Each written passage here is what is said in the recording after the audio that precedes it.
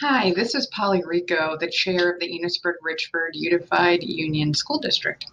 And I thought I would take a moment to go through the proposed budget. I know this year's been a little strange, and due to COVID, our informational meeting will be held through Zoom. And another change is that the moderator, clerk, and treasurer will be voted on through Australian ballot for this year only. And because of these changes, I thought I would take time to kind of go through this line by line and explain it so that if you just decide to come to the informational meeting or just for information as far as voting, that you would have what you needed in order to ask questions or make an informed decision. So I thought what I would do is I would start by going through line by line, starting with the budgeted expenditures.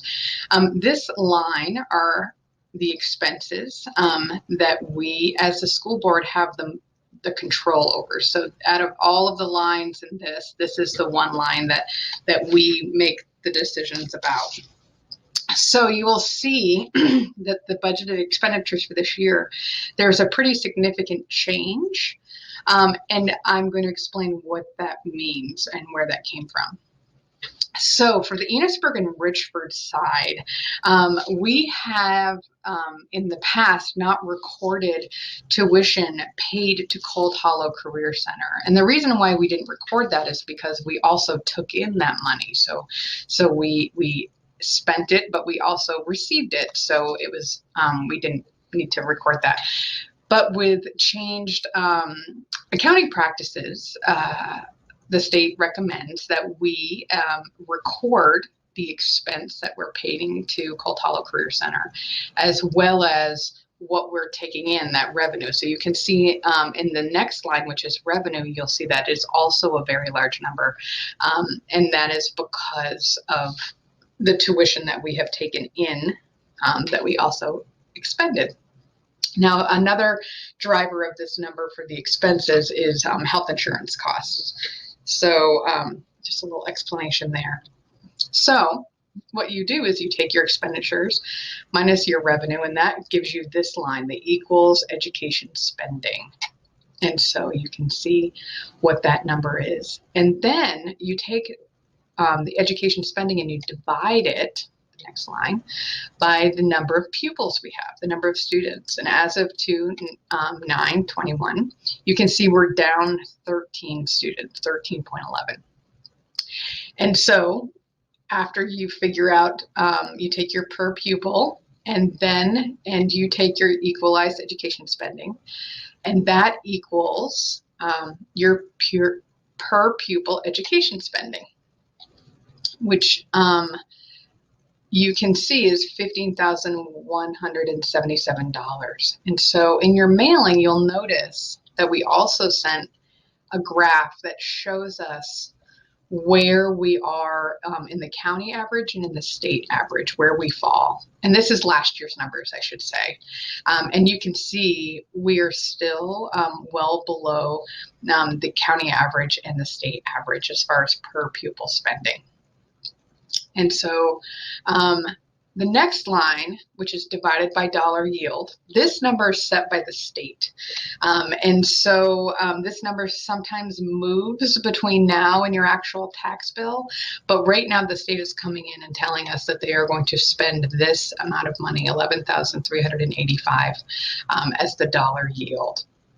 And so that's slightly higher.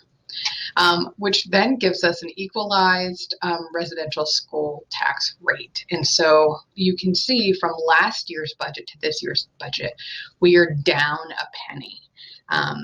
So once you take your expenses, your revenues, the number of students you have to educate, and the amount of money that the state is going to give you, all of that is factored into this number. And so you can see we came in a little bit lower than last year.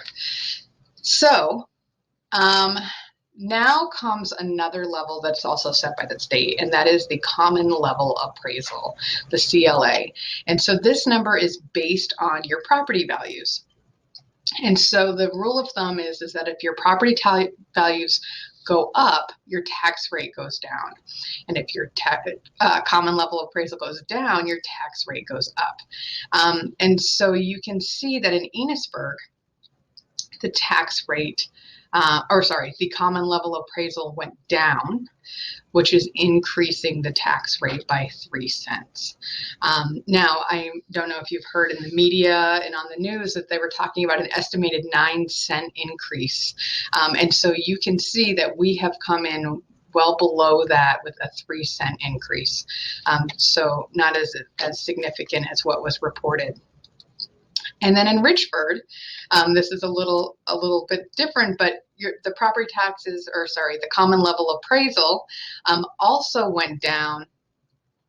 And instead of raising the tax rate, because it went down so minutely, so just a little bit, that it actually didn't move it didn't raise the tax rate. It actually is still in a decrease. So you can see from last year's tax rate, it is down for Richford. So that is basically the proposed budget and which each line means. And you can see on the mailer that everyone received that the bottom half is for the Northern Mountain Valley budget, which is Sheldon, Bakersfield, Berkshire, and Montgomery. And so the same lines apply as far as what each line means. So again, our informational meeting is through Zoom, which here is the link, and you can also find it on the FNESU website. And it is Monday, February 22nd at 7 o'clock. The Australian ballot items, so voting, will be on town meeting day, and so you can vote at your polling places on that day. Thank you very much, and please contact us if you have any questions.